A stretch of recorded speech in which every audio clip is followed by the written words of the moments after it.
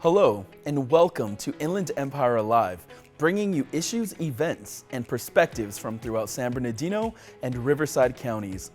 I'm Manny Sandoval, owner and news editor for Inland Empire Community News, sitting in for David Brady. And in today's episode, I'll welcome Liddy Gutfield, Director of Parks and Recreation and Community Services for the City of San Bernardino, who will talk about the opportunities for lifeguards in San Bernardino and the big plans for the Parks Department in 2024.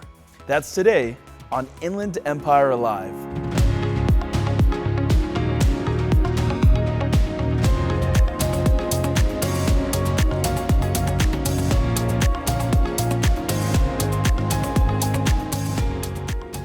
We're here with Liddy Gutfield, Parks, Recreation, and Community Services Director for the City of San Bernardino.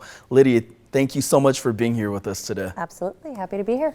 So you just wrapped up a busy season. Yes. Specifically, the Miracle on Court Street, downtown San Bernardino. Yeah. Tell us a little bit about that and how it got started and what that was like putting that together. Glad to. This is our second year for doing Miracle on Court Street. The concept started, I started here in January of 2022, and one of the first things that I noticed was that we needed events that were going to bring an entire community together, and so we immediately started brainstorming of what our big holiday to-do would be. Staff before I got here did a small winter wonderland at one of the community parks, and that was great, but we needed to do two things, two goals. One was to bring something to downtown and show the communities around downtown that it's safe to be down here in the evening if we have presence. And number two was to bring something that they didn't think was possible in San Bernardino. And so having worked in Orange County for 30 plus years, holiday events were huge where I was working before. And so it was, I had a great connection with a couple ice rink companies. So we brought an ice rink down. And then we also just brought a tree lighting to downtown. And so that was our very first year last year, but this year we definitely took it to another level. Ice rink was twice the size that we had last year. We had a 35-foot walk-through tree that parents and families and kids could walk through, and we did a complete light walk-through experience in Court Street Square. So everything that you see and feel is all a walk-through experience. And then of course, you know, we made Santa Stage the best it has ever been. And so we hit over 10,000 community members that have come through Miracle this year. Something we're really proud about, and it's just gonna get better every single year. And we were really fortunate.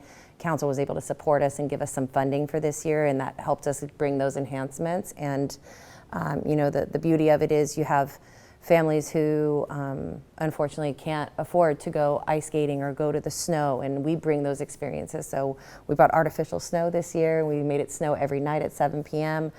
We had, I believe the numbers were like astronomical in the thousands of kids who got on the ice rink.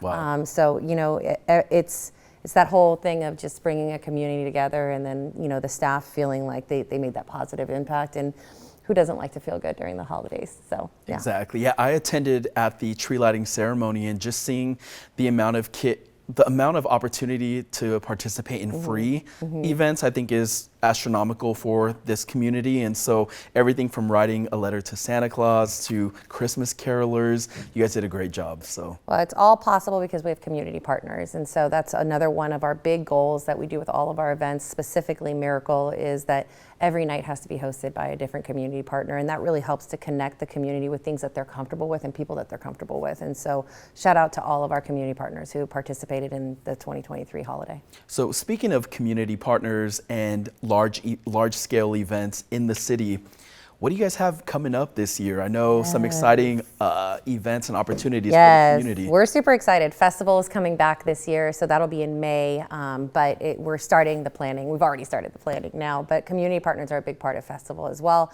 That is going to be a one-day event. It'll be at Lytle Creek Park this year, usually held at Seckham Lake Park, but we're under construction with our big grant project that's going on there. So we had over 8,000 people attend last year, and it's a full day of arts, culture, and just full experiences with music and stage performances and a ton of food. So we invite everybody out May 4th, 2024. That is awesome. And so someone who's, you know, let's say myself, who has not attended that event, what should I expect if I do attend?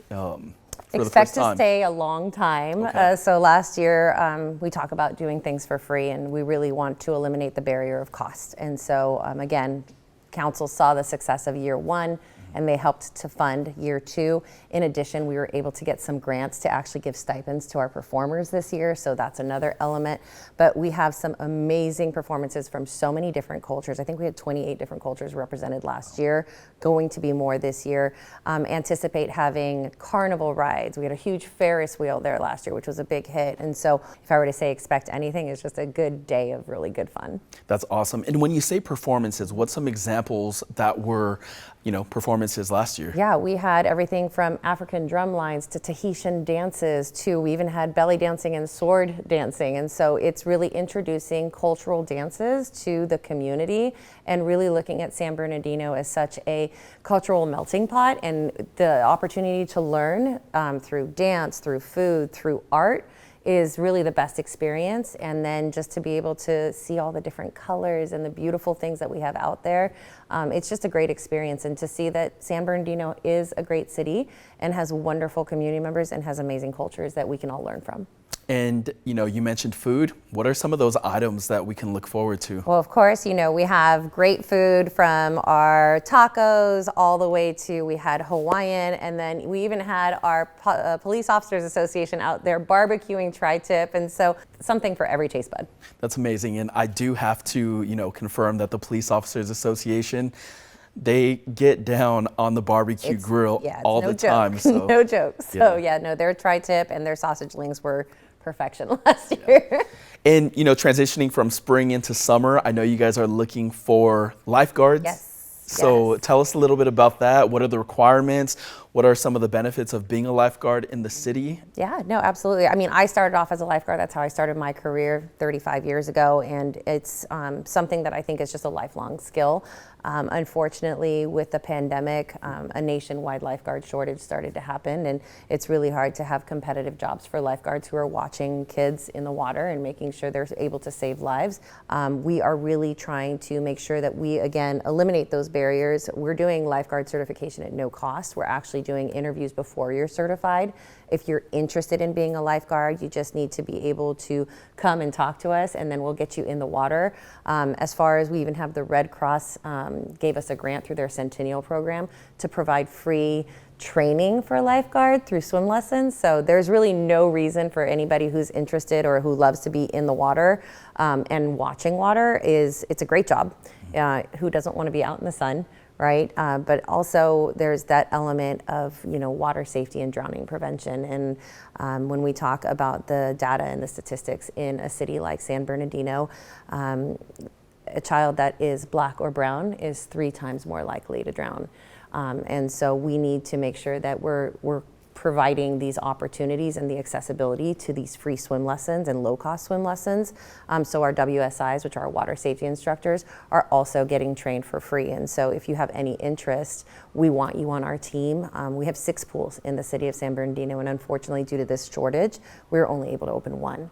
Wow. And so Jerry Lewis is our flagship facility. It's gotten some work done to it, some renovations done to it, because we want to make sure that it stands as our flagship facility, but we want to reopen our other pools, and we can only do that with our staff. So if anyone's interested, they can check out our social media at SB City Aquatics on Instagram and Facebook, and we'll continuously be posting our job postings and our training days. Got it. And so what are the typical, would you say, work hours as a lifeguard, and when is that season? When does that season begin, and when does it typically end? Oh, I love that you asked that question. So last year we were excited to install the very first heater in our pool. So before I got here, we waited for Mother Nature to do her job and heat up the pool, which is not effective at all. And so we were able to get some grant funding and some council funding to be able to put in a heater at the Jerry Lewis pool. So we are now open year round. And so lifeguarding is a year round job, but we take, high school students, if they want to work weekends or if they want to work evenings, we do that. So we're open from 6 a.m. to 9 p.m. when you think of all of the programmings that are happening at Jerry Lewis. But yeah, so we're open all the time. We got something for everybody. Yeah, that's awesome. And then, moving away from just lifeguarding, but just to attend these, aquatic centers, is there a cost for that, or what's that, your guys' There is a minimal cost. It's, ranges from $1 to $4 depending on what you're doing. We have water aerobics, rec swim, lap swim, those different things. Again, just check out our social media and see. And if there's ever any financial burden, we have ways and scholarships to be able to assist families with those. We don't want to turn away anybody from becoming water safe. Got it. That's amazing. And one really interesting story that, we were talking about previously was, the longevity of some of these positions. Starting off as a lifeguard, like you said yourself, and today you're a director, 30 some years later. And also something very special to the city you mentioned is one of our council members is Ben Reynoso. Ben Reynoso's first job was a lifeguard at Jerry Lewis at the Paris Hill Park. So, it just goes to show that sometimes you learn these lifelong skills and people just think it might be, getting a good tan as a lifeguard. But there are some wonderful skills that come out of being a lifeguard, and it's leadership and it's time management and it's just, accountability. And so we know that there's a lot of future leaders that are in our lifeguard pool right now. And so we continue to hope that they'll be here in the city of San Bernardino and give back. That's awesome. And the fact that there's so many different certifications that you mentioned that would be covered if they have an interest to apply, those things are pretty pricey sometimes. Absolutely. The lifeguard and the WSI classes can range up to $280. And so we're doing this completely at no cost. And so we just want people who want to be here. And that's, it's not an easy job by any means. Like I said, I was a lifeguard. I've had the traumatic experience of pulling out a child out of a pool that was lifeless, and it's something that I feel is extremely valuable. And I can tell you that most of my leadership skills that I use today in my director job came from being on the pool and being proactive and understanding how quickly things can go wrong. And so, like I said, we just want really strong candidates to come in and not be afraid of, I don't know how to swim. We'll teach you how to swim. We'll teach you how to swim. And also, finally, I wanted to ask, what are some of the department's initiatives or big plans for 2024 and looking forward into the near future? Yes. Our biggest one is we have our Parks and Recreation Master Plan that is finally going to be wrapping up in 2024. This is the first time a master plan has been done for Parks and Recreation in over 20 years. Wow. And so it sat on a shelf and for a long, long time. 2008 was the last time it was done, and so, or looked at. So we are excited. We're working with Next Practice Partners, which is a nationally ranked consultant firm that focuses specifically on master plans. We're the first master plan in the nation to actually have every single one of our community meetings and surveys done not only in English and Spanish, but also in American Sign Language. And so our accessibility, and we've done an audit on everything that has to do with accessibility and equity. We are really going to amp up what this master plan is going to provide for us and really look at enhancing our programs. The other thing is we were provided with quite a bit of money from the ARPA grants, and so we have a ton of CIP projects that are going to be completing in 2024, and that includes Nicholson Park, Eastside Skate Park, Encanto Community Center, as well as the Roosevelt Bowl. So a lot of really great stuff that's coming down the pike. And we just last month in December, we celebrated the fact that the Los Angeles Dodgers Foundation and San Manuel Band of Mission Indians came together, and we are getting 3 Dodger Dream Fields will be built at Blair Park. And so 2024 is going to be a huge hit.